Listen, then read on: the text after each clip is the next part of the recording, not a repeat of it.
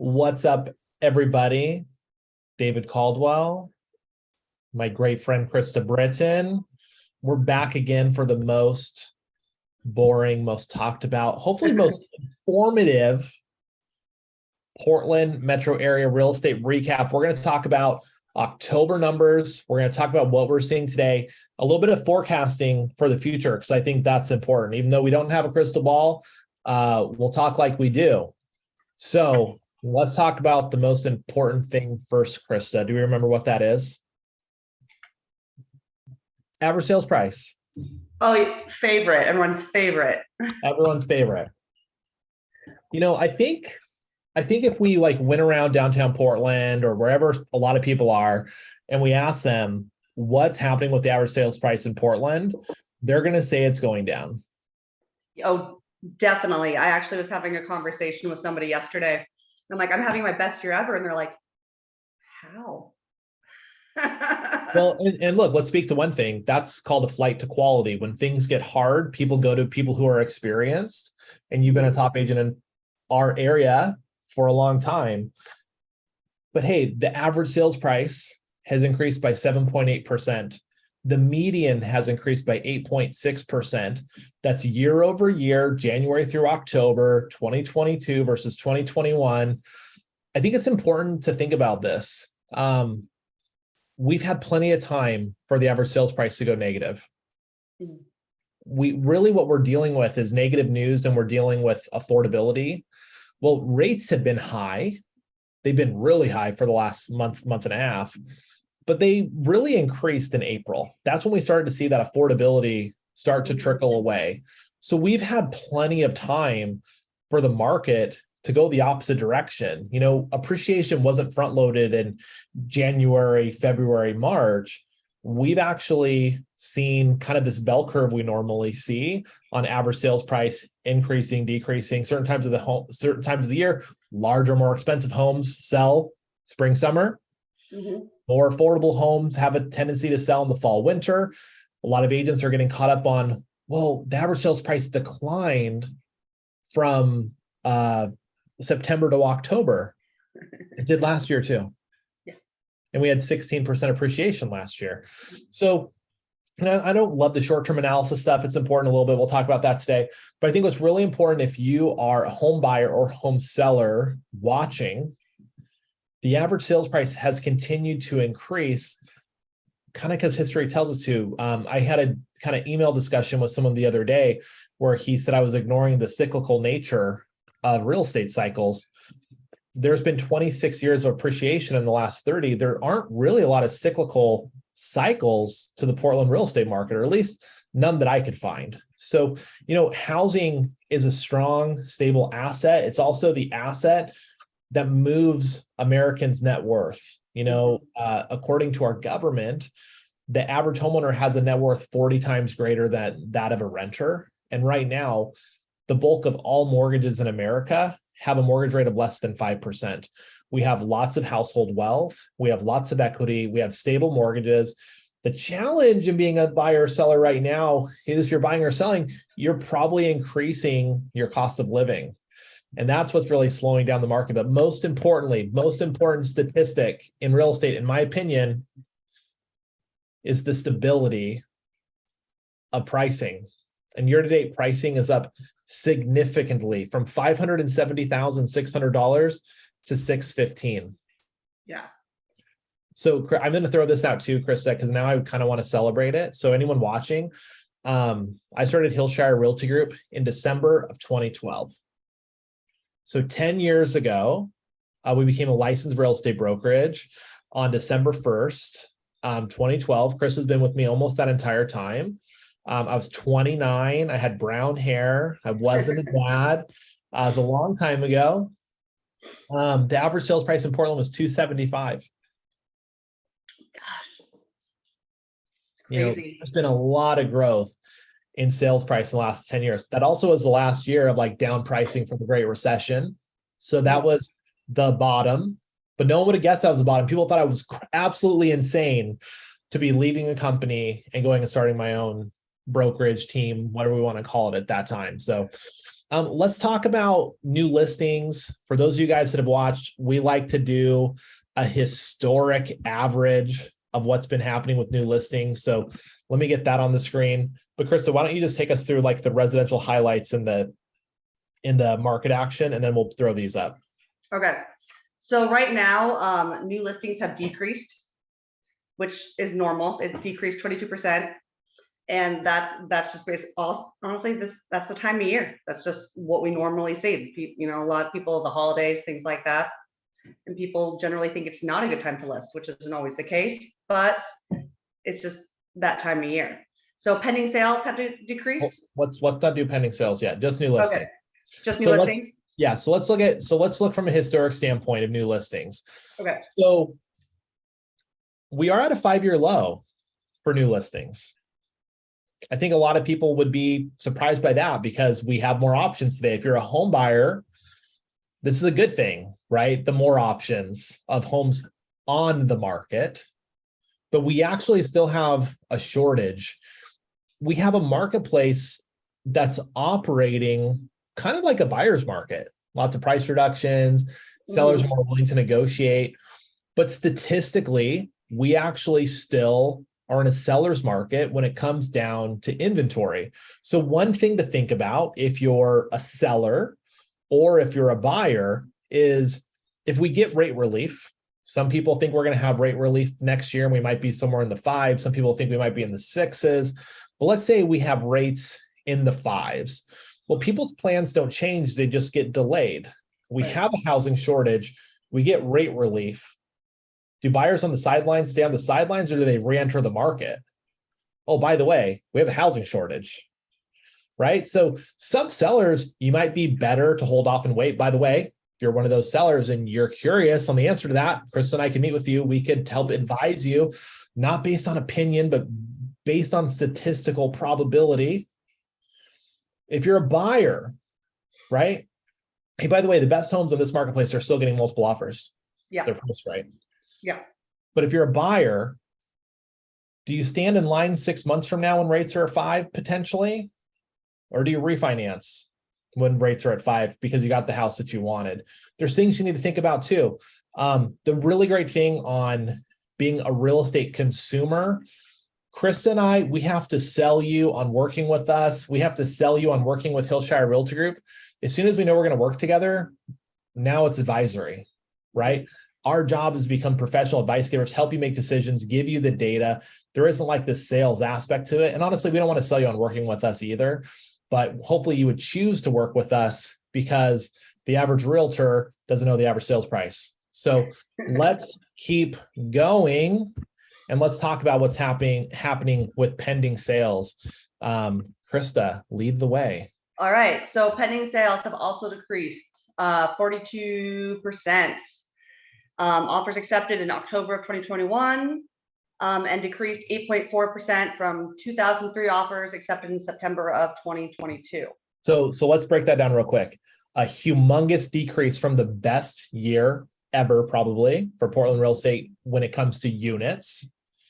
A marginal decrease from last month, but there is a secret story in here, which is that pending sales for the month of October are at their lowest point since October of 2020 or of 2012. 2012, yes. 10 years ago, they're at a 10-year low, but average sales price still going the right direction. Interesting. Another thing of note, when we talk about listings, opportunities, last month, at the end of the month, or not the end of the month, they total how many houses came available, what your options were in the Portland metro area. There were roughly 4,800 listings at some point you could have purchased, and 1,800 went pending. If you're a seller, the $10,000, the $25,000 price reduction you're thinking about doing, probably, might not, could, but probably not, it's probably not going to make a difference. If you had to choose time or price, which one would you choose? A lot of people are trying to speed up price by doing marginal discounting on a property by 1%. Hey, if you want the days on market of 2021, you might have to price, let's say 7% below the market. Let's take your 2022 gains away. What's probably 7% lower than you think you should based on comps. And let's go back to the 2021 days, or the 2021 average days on market and the 2021 pricing. Now, I judge the health of a real estate market based on average sales price going up or down. I'm going to be patient, depending on what my plans allow me to be, right? I'll also be within reason. But again, if there's roughly 4,800 homes available and there's roughly 1,800 pending sales, your price reduction might not work.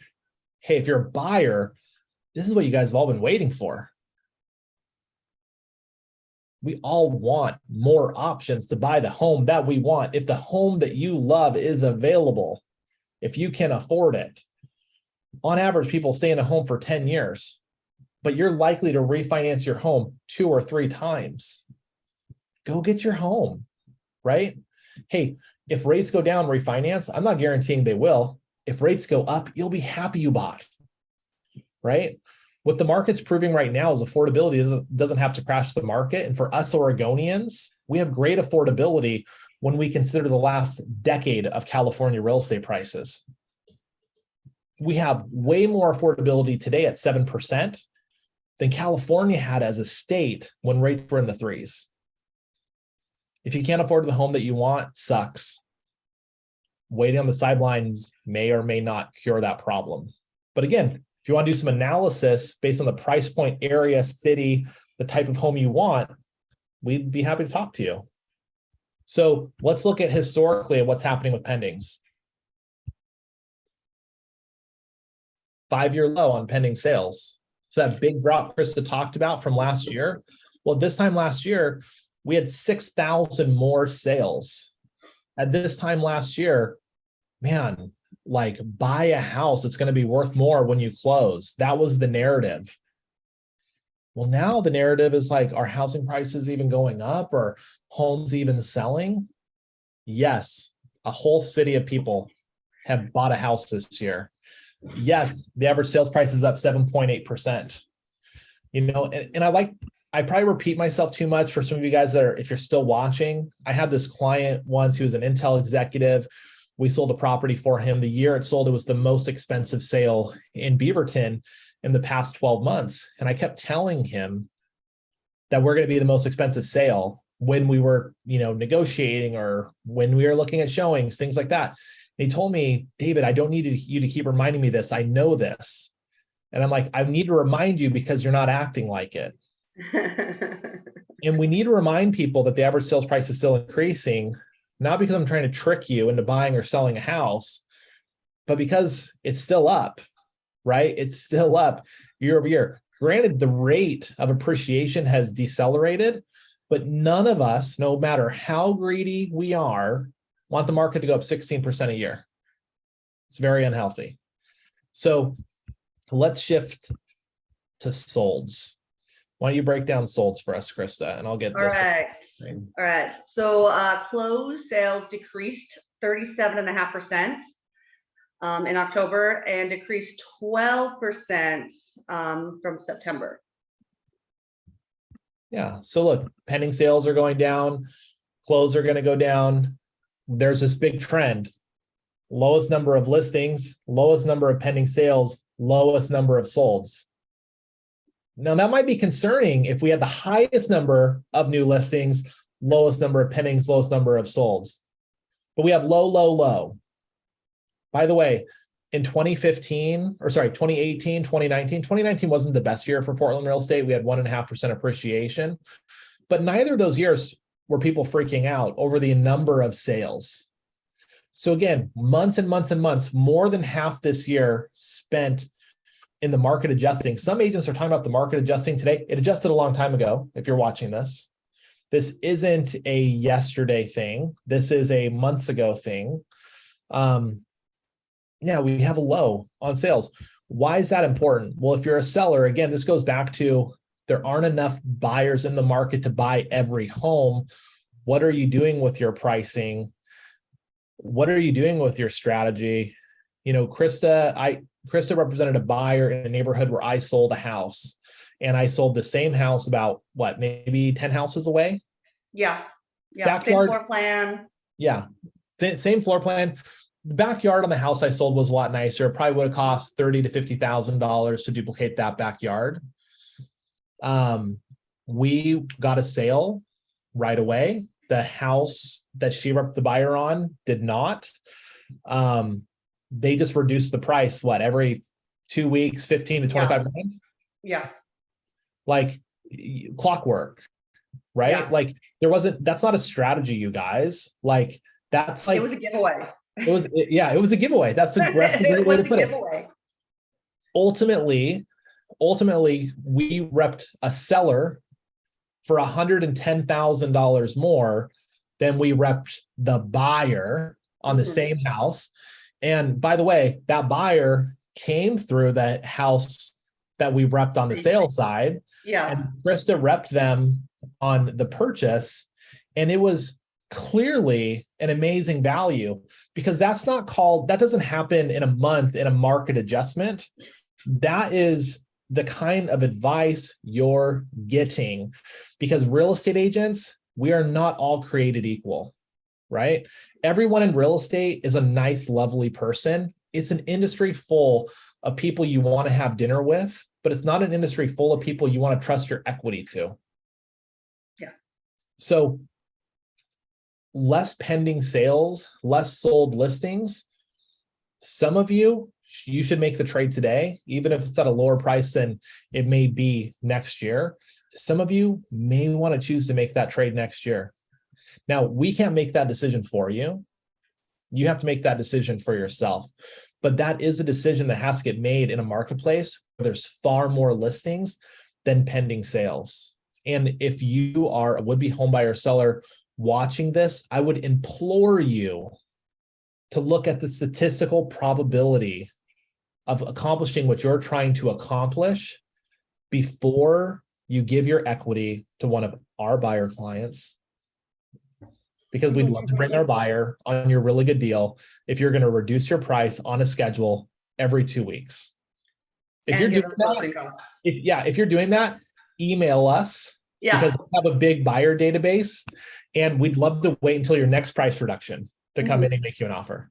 And then come in lower than that. Yeah. So, I think what's important, the thing I want you to take away if you're watching this video is what we hear about the market and what actually is not the same thing. And if we're going to judge the health of a real estate market based on a singular metric, I believe everyone would choose what's happening with the average sales price.